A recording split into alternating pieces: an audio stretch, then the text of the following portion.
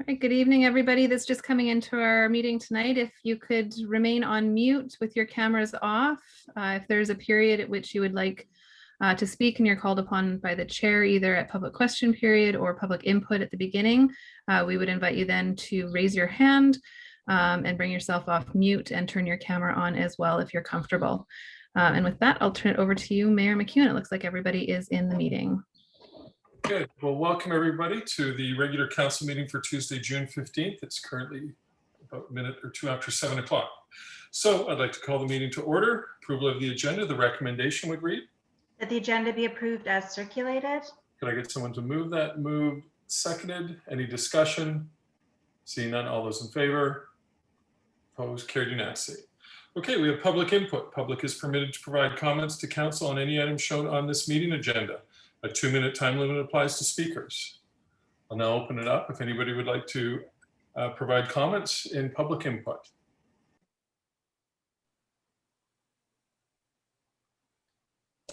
I see one hand raised. Okay, Doug, please go ahead. It's Trevor Mukel. Hello, it's Doug of 2305 East Road. I'm a bit confused by the financial aspect, which says 245,000 went to Johnson David for 2020, yet the 5 years financial plan shows that 800,000 went to the sort of design of the village hall. So I'm very curious to know, when you discuss this, which one was it and how much is actually being spent on the design of the village hub? Okay. Thank you. Ms. Halliwell, did you get that question? I did. I'll make a note of it and I'll do my best to gather the information Okay. before we get to that point in the agenda. Perfect. Thank you. Is there anyone else? Did Trevor Mukel have his hand up and did I miss that, or? I'll let No? Trevor come off if he, yes, it looks as though he would like to speak. Okay. Please go ahead, Mr. Mukel. Okay. Yes, this is Trevor Mukel, 275 Alpine Drive. Regarding agenda item 16A, minutes of the public hearing held on June 1st, 2021. Before the Bellaterra public hearing scheduled for June 1st, 2021 at 7 p.m., there were 5 written submissions posted on the village website for zoning amendment bylaw 650-2021. They included the Mukel family 77-page submission in which we state our strong opposition to the bylaw amendment, as it would give the approving officer the ability to approve an undisclosed alternate subdivision layout already supported by council's in-camera resolution on December 15, 2020. One other submission was from Bellaterra, in which they asked for an adjournment of the public hearing. We request that the 5 submissions be included in the minutes and be archived on the village website for future public reference.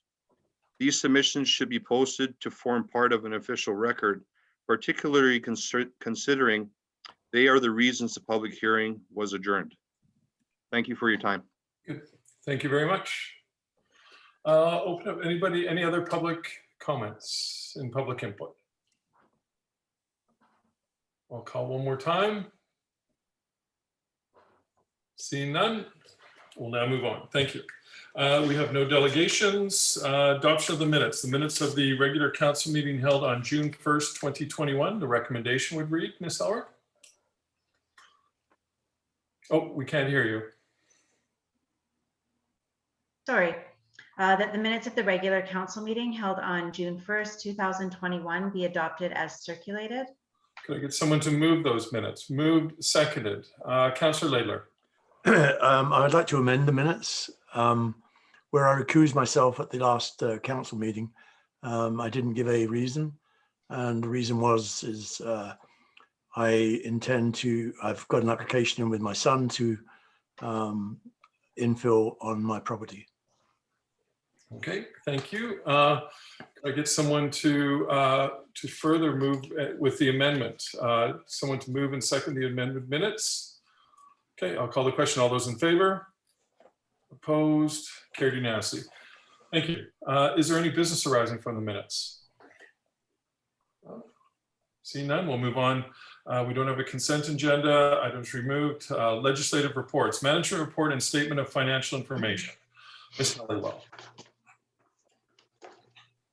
Thank you, Mayor McKeon. Apologies. I was trying to see if I could determine the answer to the question that Mr. Richardson posed. And I think I'll follow up with Mr. Richardson offline if possible. I'm not sure which is the $800,000 figure that he's referring to. And so all I can say is that in terms of what this amount is representing in the statement of financial information is the amount that was paid to Johnson Davidson Architecture in the year 2020 through our accounts payable system. So I'll have to have a look to see what the $800,000 is referring to be able to provide a comparison. Outside of that, this report is before you as it is every year, as it is a requirement of the provincial government to submit a statement of financial information. And it starts on page 13 of the agenda package, and it shows the remuneration and expenses paid to employees as well as council, as well as the amounts paid to our suppliers. This year is the regular reporting deadline of June 30th. To provide this information to the province. Last year, because of the COVID pandemic, we were given an extension to the end of August, but for this year, everything is due to be approved by council by the end of this month.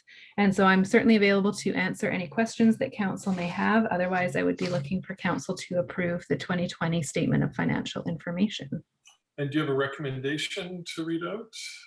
Yeah, that council approve the 2020 Statement of Financial Information and Management Report. Someone to move that? Moved, seconded. I'll open up for discussion. Councillor Weberink. Yeah, just a question to Ms. Halliwell through the chair. City of Port Moody, 395,000 and change. Is that just for water, or are there other things we purchase from Port Moody? That is just for our water charges. Okay. And then Pacific Blue Cross, that's benefits, staff benefits? It is. Okay. Staff benefits, yeah. All right, that's all I have. And that part of that water is for the wholesale rate that's paid to Metro Vancouver as well. So yeah, that's the full premium rate. Yep. Okay. Any other questions? Okay, seeing none. All those in favor? Opposed? Carried unanimously.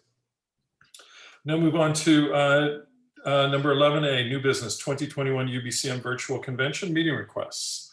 Ms. Elrick. Thank you. So the UBCM convention will be held virtually again this year in September. And the provincial government has asked councils to put in their requests should they be requesting any meetings with ministers. So should council choose to meet with any ministers, I believe that there has been some desire to meet with Minister of Municipal Affairs and Housing. Then additionally, council could add any others. The recommendation would be that council direct staff to request minister meetings during the 2020 UBCM virtual convention with Minister of Municipal Affairs and Housing. Good. I'll get someone to move that recommendation. Moved, seconded. Does council want to add any further meetings? Councillor Trowbridge. I'm just wondering, is there value in having a meeting with the Minister of Environment? It took a very long time for this whole thing to transpire relative to AGE and all that sort of stuff. Is there a value in sort of a post-mortem wrap up with us meeting with George, is it? I believe it was Minister Heyman before. I'm not sure. Is he still involved? Okay, yeah. Like I said, it would certainly be good. We didn't get a lot of face-to-face time with discussions about that issue with him, and it'd be interesting to have a face-to-face and just review everything and how we could streamline the process a lot more effectively in the future if it poses itself in the future. Yeah, that's kind of what I was thinking, because I think there was a lot of misunderstanding on every side of the fence. And I don't know, I'd hate to be in another situation like that where there was so much misinformation and so much misunderstanding. Maybe a postmortem has value. Good. Yeah, if we could add that as well. We also always include an annual meeting with BC Hydro as being partners with the lake and that. So that'll happen on the side anyway. Councillor Weberink. Yeah, I echo Councillor Trobert's concerns. I'd love to have a post-mortem with them. And I'd also like to have discussions about, could this happen again? I mean, we know Anmore Green, it was tough enough to get that done right on the border of a municipality. And it was still a struggle. I can't imagine if, you know, Countryside were to have problems and the ministry stepped in and just threw it back in our lap and said, deal with it. I'd like to know what the chances are of that happening and be prepared for it. So I think it's very worthwhile to have a follow-up. Good. Any other comments, questions? Mayor McEwen, if I might just, I just want to flag for council that we're not through the complete process yet in terms of the actual connection. So I just wanted to flag that so that you're aware that come September, there's a possibility, I'm hoping it's a very distant possibility, that this is not completely wrapped up in terms of having the pipe connected physically. So I just wanted to make you aware of that. Good. Okay, seeing none, I'll call the question. All those in favor? Opposed? Carried unanimously. Perfect. Okay, we now move on to 11B, the 2021 Hal Weinberg Scholarship. At the May 18th, 2021 in-camera council meeting, the following resolution was passed.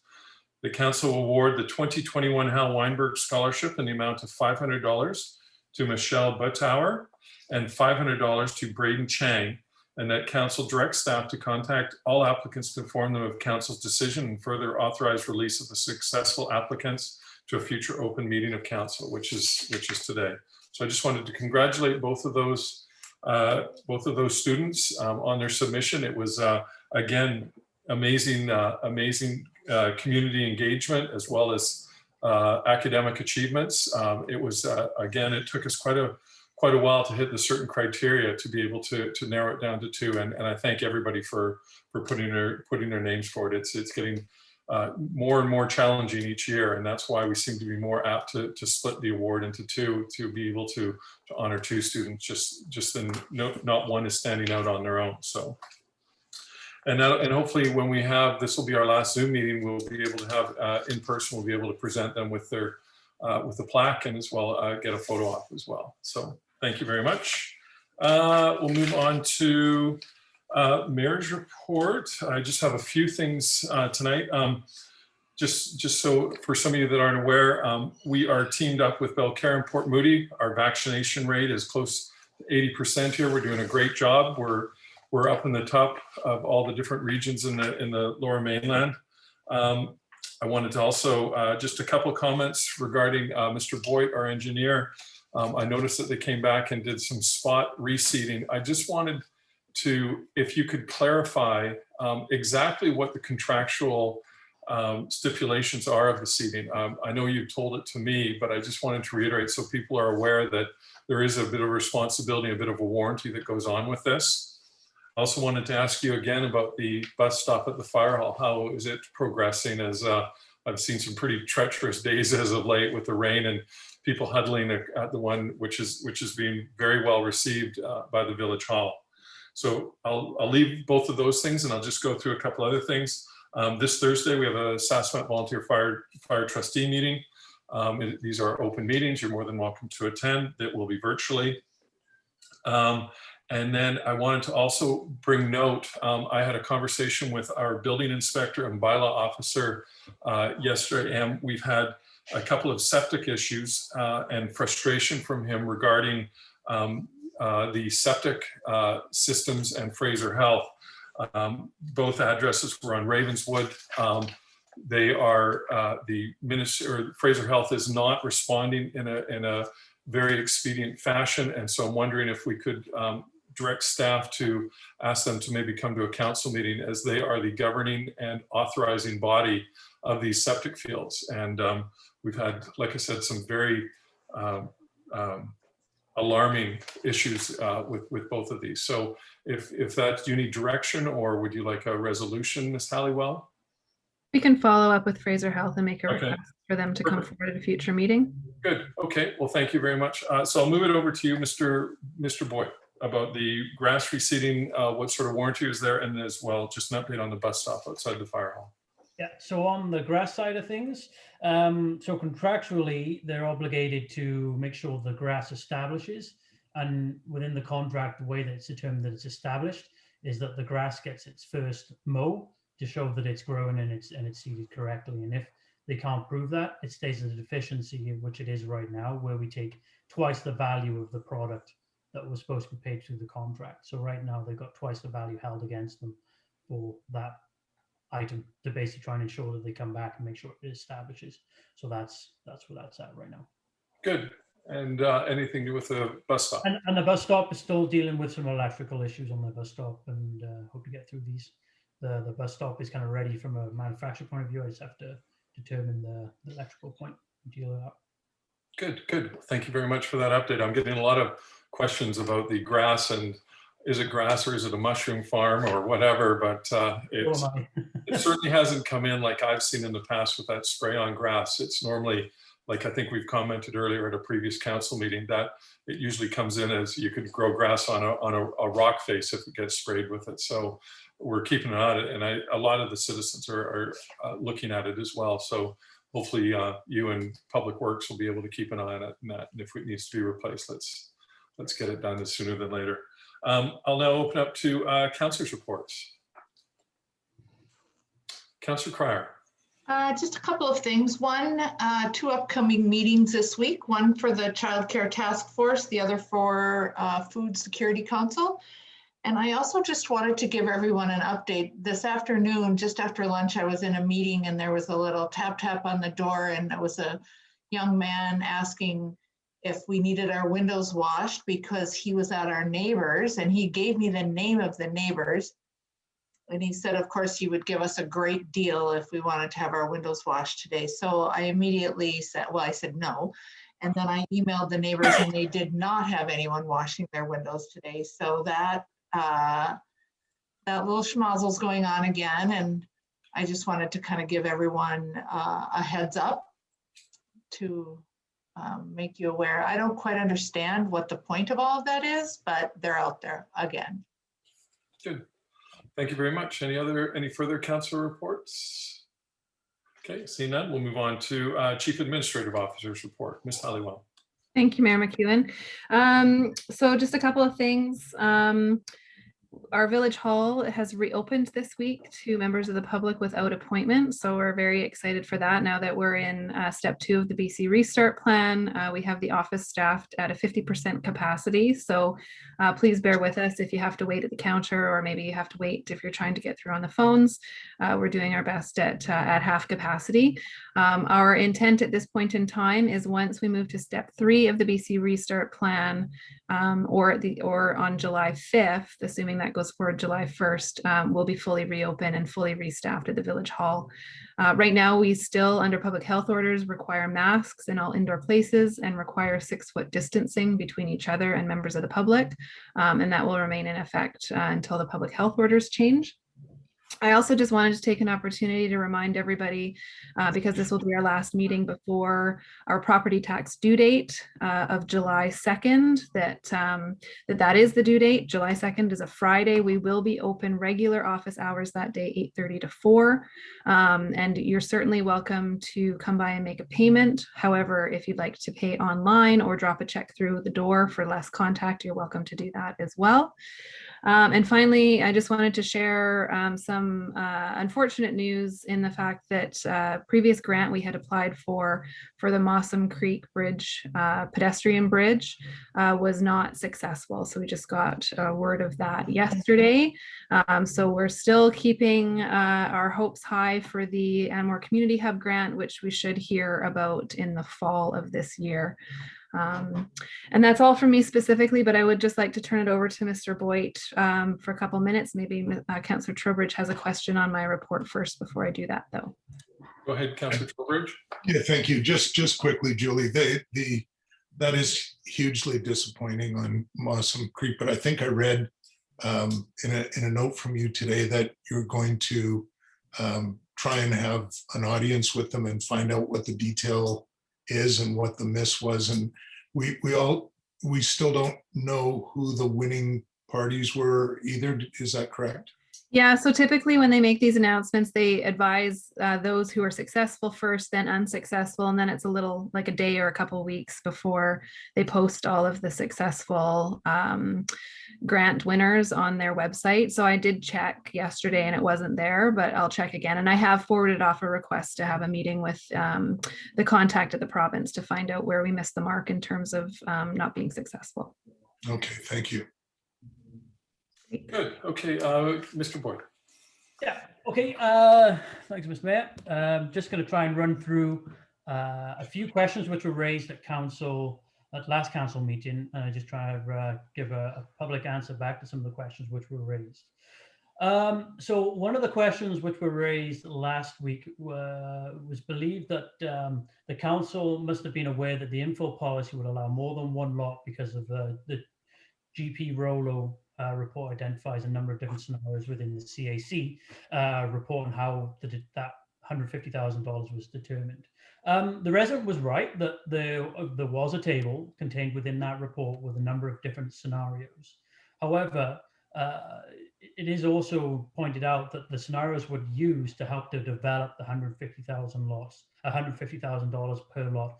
It wasn't, shown definitively that it was regarding just for one lot. So I just want to point that out. Also, on the infill policy, would remind the public that the council directed staff to review the policy as of last council meeting, and that's what we'll be doing. We'll be reviewing the CACs and everything involved with it. And Mr. Boyd, I just wanted to point out as well that when the JP Rolo was commissioned to do the infill analysis in regards to the financial portion of it, they did an extensive report as well. When they came back after all that different analysis, we as a council actually paid them to come back a further about, I think it was approximately about 3 weeks or 4 weeks later, because there was some queries in regards to where that number came of, and also in relation to neighboring communities. And we had a wholesome discussion with them, and he was able to defend all his numbers to the point where he basically answered every one of their questions, and that's where it was set. So we as a council spent a bunch of time to find out where that number came from, why it doesn't relate to other municipalities. And I thought he did an amazing job of answering some of that, and actually said, this should actually be reviewed every few years because of the changing marketplace. Okay, and then the next one, a good segue, was another question regarding the CAC contribution for the Code of Auto Development. So I kind of reviewed this file again, and again, GP Rolo were used to analyze the lift to determine it. The analysis was based on the difference in supported land value for the property developed for 19 lots versus the 11 lots, which would have been originally allowed under the RS1 zoning. This resulted in roughly $980,000, of which the village shared 50% of it, which resulted in $493 roughly $1,000, which is what the village received at rezoning. And that was what was contributed as a CAC. Now, there was also a follow-up question regarding the dedicated land. The dedicated land isn't exactly directly evaluated for a lift. However, it does contribute indirectly because it affects how many actual lots can be determined on that property as well. So there is a bit of that.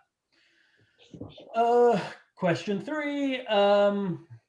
There was another question regarding tree surveys. So I'll kind of stipulate again, when it comes to tree surveys, any subdivision is required to have a tree survey, an extensive tree survey of any tree over a certain caliber.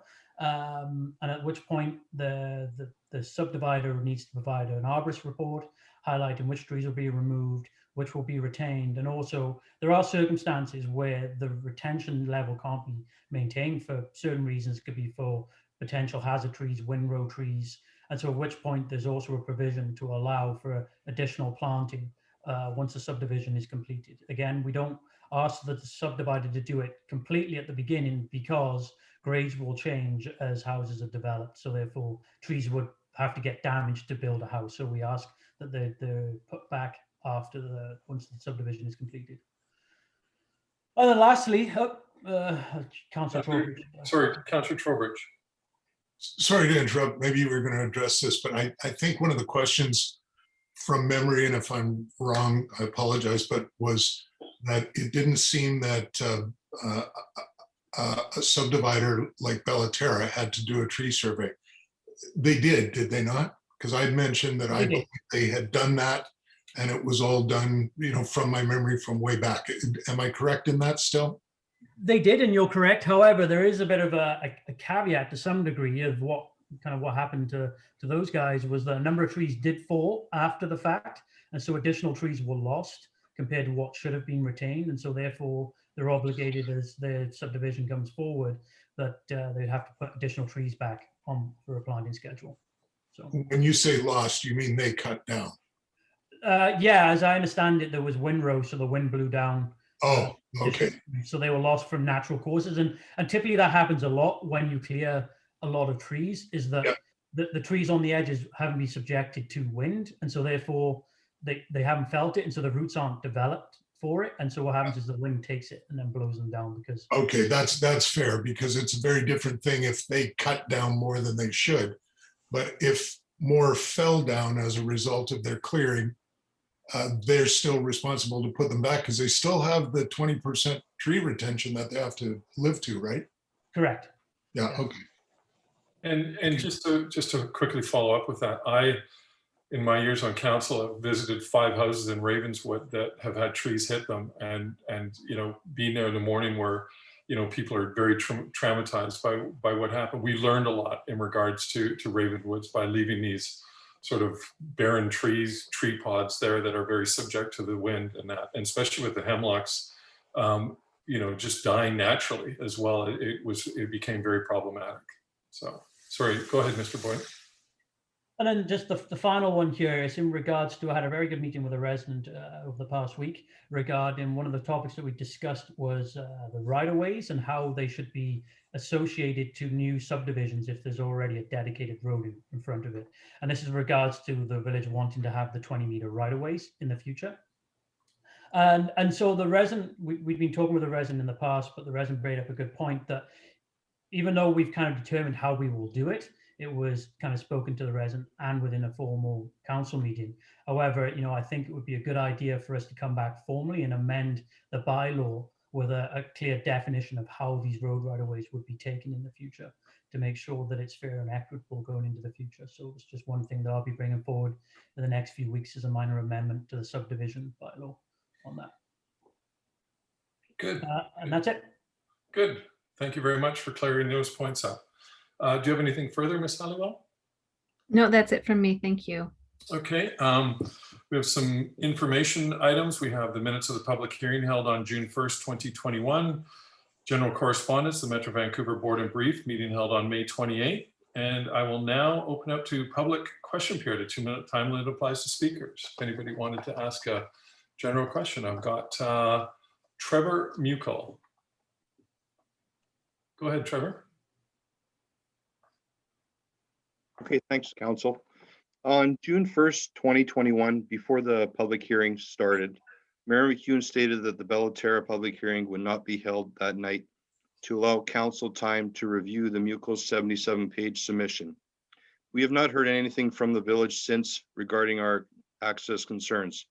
In the submission, we stated that our family has no access to the Upper Bench property west of Anmore Creek. During a conversation with Chris Boy and Martin Gregg, Chris even agreed we have no access from Alpine Drive. We would like to invite Mayor and Council to come walk our property with us and see for themselves the impact Bellaterra's plan to move the approved creek crossing south would have. We also asked the following 4 questions to Mayor and Council. What is the village's plan now regarding Bellaterra's request to move the approved creek crossing, and what are the next steps? Question 2, will the first and second reading of the zoning amendment bylaw 650/2021 be rescinded since Bellaterra has asked for an adjournment, just as the first and second reading granted to bylaw 543/2015 were rescinded at the October 6, 2015 regular council meeting because the applicant had decided to postpone the public hearing then? Third question, would the first and second reading of an existing or new bylaw need to be resubmitted at a regular council meeting before another Bellaterra public hearing could be held?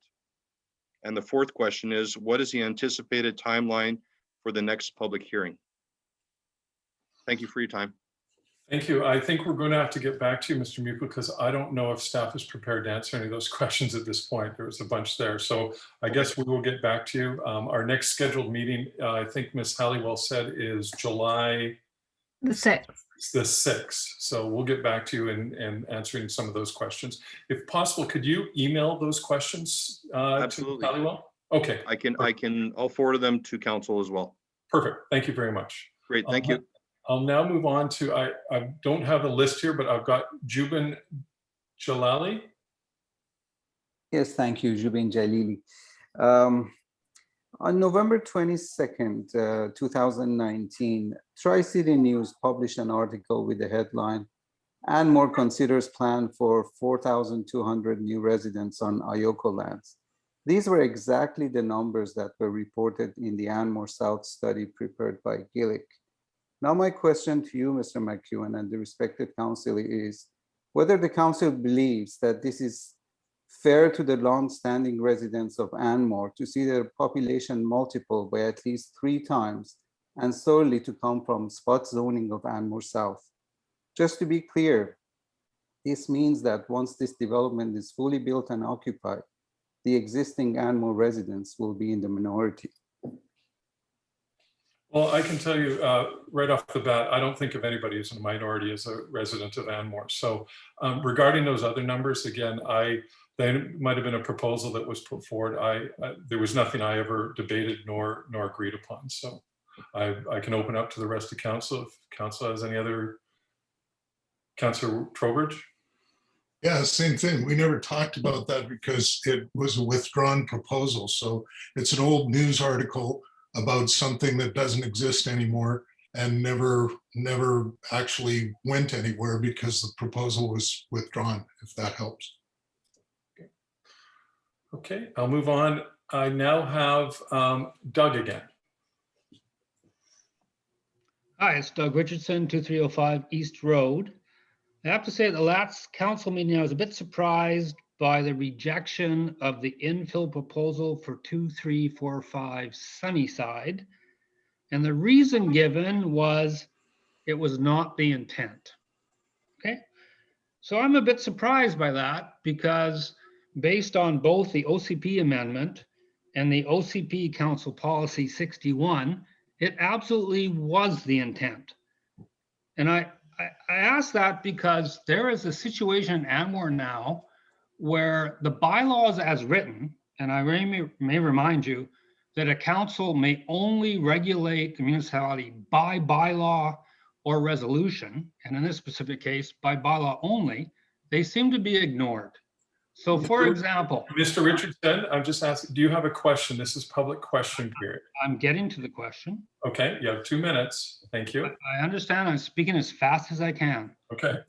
So with respect to building bylaws, residents are being told that they have to build to step code 3 of the BC building step code for energy.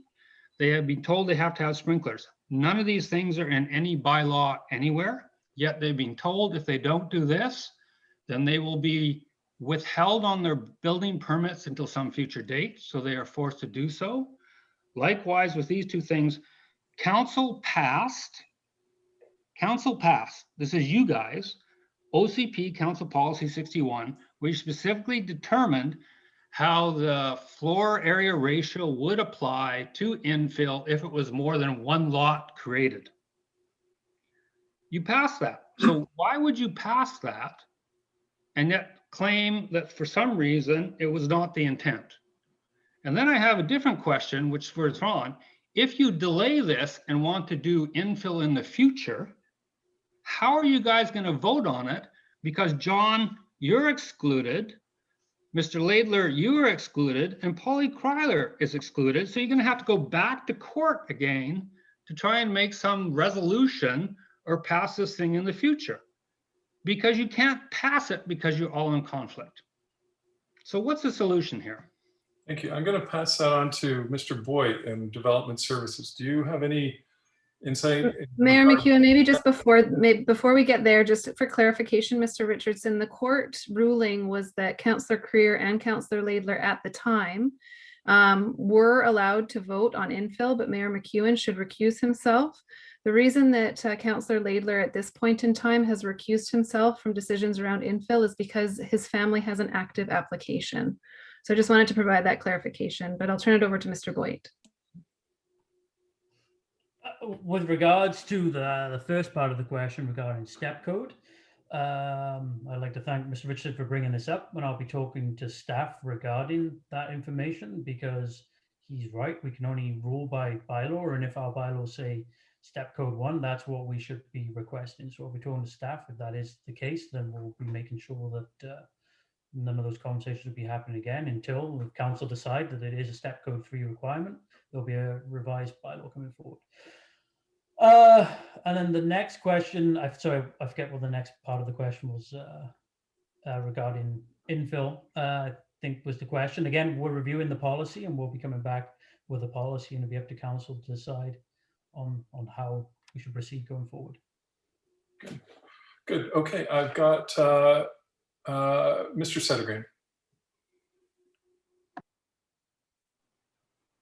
Thank you, Mr. Mayor.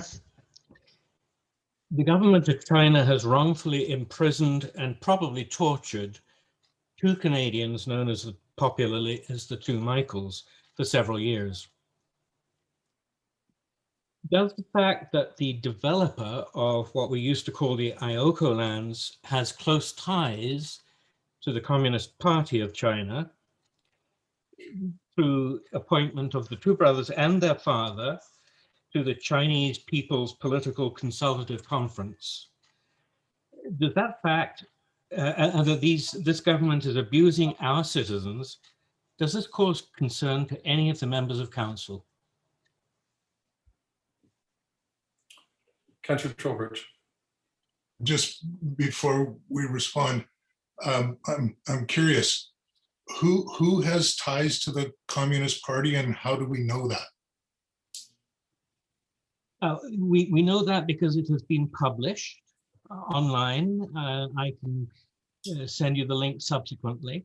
The names mentioned in the online publication are Tony Chai, David Chai, and their father, and they are listed as having been appointed to the Chinese People's Political Consultative Conference, which in turn is very closely linked to the Chinese Communist Party, which of course governs the nation of China, which is torturing Canadian citizens. No reply, eh? Sorry, Councillor Weber. Okay, well, as has been stated, we don't have an active development proposal. We're not really dealing with anyone. I don't know how many property owners in Anmore that may come forward with a development proposal could have ties to the Communist Party of China. I'd be interested in looking at that information just for my own information myself, but I was not aware of that. And as I said, I don't think it would be appropriate for us to even comment on it until they come forward with something. We can't really control who owns land in Anmore. We don't really know political affiliations of any of the owners in Anmore. So I would have no comment on that at this point, but it's something that certainly interests me. Thank you. I'll move on now to Mr. Ubik.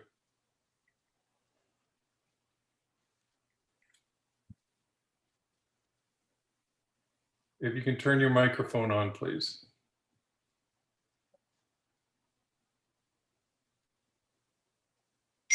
Oh, we can't hear you, Mr. Ubik. Mr. Ubik.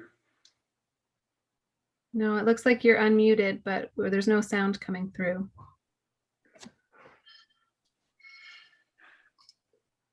Mr. Ubik. You must be in the outskirts or something, but because we don't have a very good signal here. Can you try one more time? Sorry. Okay, we have Andrew Simpson, please go ahead. Yeah, With your thank you. I'm question. following up on the Anmore advisor comment on a timeline for the amendments to OCP. And so I just want to try and get some more clarity from council. We've heard in previous council meetings that you're slowing a process down towards an amendment. Is there any more clarity you can provide on a timeline for when this OCP discussion is going to move forward? I know that we're waiting for a study. We haven't heard an estimate of when it is. So can we please provide some more clarity on some timelines? Is this going to happen before the next election? I believe the last time frame I have, and that was with conversations with Mr. Boyd, our Director of Development Services, is that they were going to be using the summer to do a lot of the analysis, the financial analysis with their consultants as well. So there'll be no discussion until all that is put before the council. And then just my follow-on question then is to Council Mayor is the discussion of a referendum regarding the amendments to the OCP, and when will that be put forward for more discussion? A lot of residents are asking for a referendum around these issues. I couldn't answer that question at this point. Okay. Thank you. Okay, we have a chat, I believe. Yes, it looks like Mr. Uvik was, seeing as he wasn't able to get his microphone working, has asked his question in the chat. So I can read it out for you. Can Mayor McEwen please explain why the Bellaterra public hearing was withdrawn, given that a public hearing is, I think, way to collect information in a formal way? And that is, there's also other rules that go with the public hearing, and that is after the public hearing, council is not allowed to receive any further information. So at that point in time, receiving the information as we did 24 hours before the meeting, most of council reached out to me and said that they were unable to go through it. So we wanted to make sure that we had a wholesome understanding of all the issues that were put forth. So that's why it was delayed. So, thank you. Not seeing any more questions. I'm going to call in for adjournment. Someone to move adjournment? Moved, seconded. All those in favor? Opposed, carried unanimously. Thank you, everybody.